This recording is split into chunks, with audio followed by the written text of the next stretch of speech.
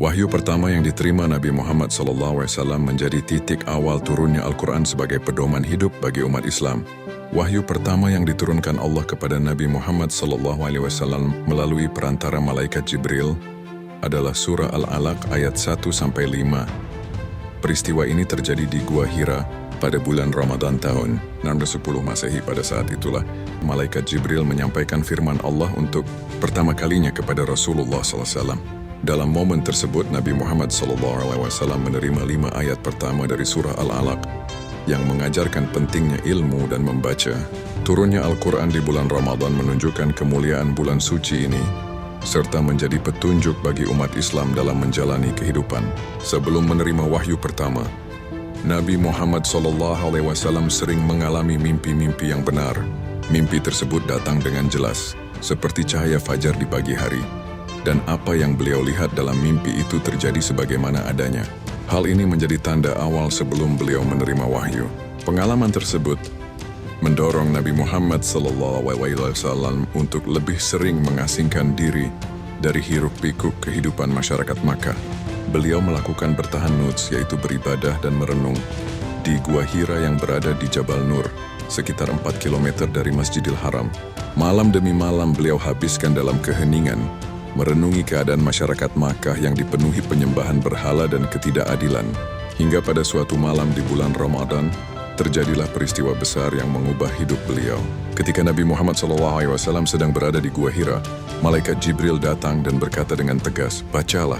Nabi Muhammad SAW terkejut dan menjawab, "Aku tidak bisa membaca." Malaikat Jibril kemudian merengkuh beliau dengan erat, hingga tubuh beliau terasa sangat lemah.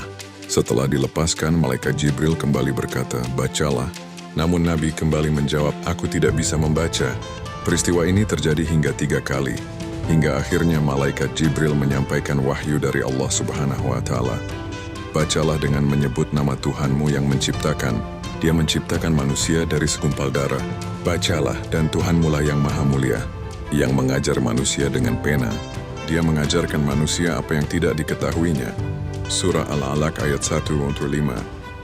Setelah peristiwa itu, Rasulullah SAW meninggalkan Gua Hira dalam keadaan tubuh gemetar. Dalam perjalanan pulang, beliau mendengar suara yang memanggilnya. Ketika menoleh, beliau melihat malaikat Jibril memenuhi langit dalam wujud yang luar biasa. Sesampainya di rumah, Nabi Muhammad SAW berkata kepada Khadijah dengan suara lemah, "Selimuti aku, selimuti aku." Khadijah segera menyelimuti beliau hingga tubuhnya perlahan menjadi tenang.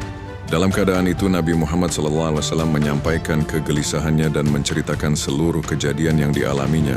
Khadijah menenangkan beliau dengan penuh keyakinan dan menyatakan bahwa Allah tidak akan menghinakan Nabi Muhammad SAW, karena selama ini beliau dikenal sebagai pribadi yang jujur, suka menolong, dan berakhlak mulia. Khadijah kemudian membawa Nabi Muhammad SAW menemui Waraqah bin Naufal, sepupunya yang memahami ajaran para nabi terdahulu. Setelah mendengar kisah tersebut, Waraqah menyatakan bahwa peristiwa itu adalah wahyu yang sama, seperti yang pernah diturunkan kepada Nabi Musa.